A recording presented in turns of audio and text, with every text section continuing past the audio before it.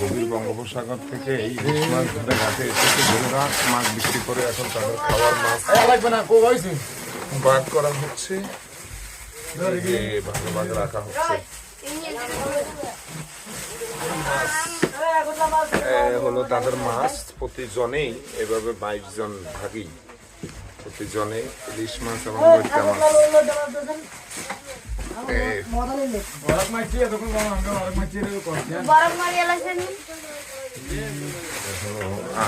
তাদের মাছ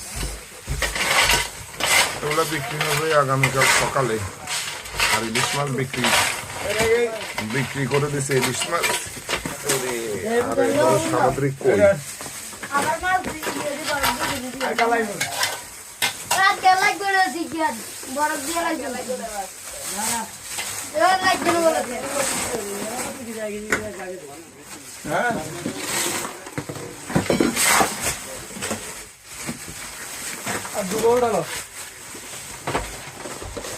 খ্রিস্টাব্দের মাছ ভাগ বন্টন চলছে।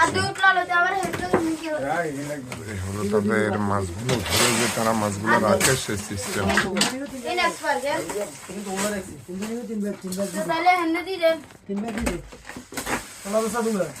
বাতিজা সাগরে গেছিস তা?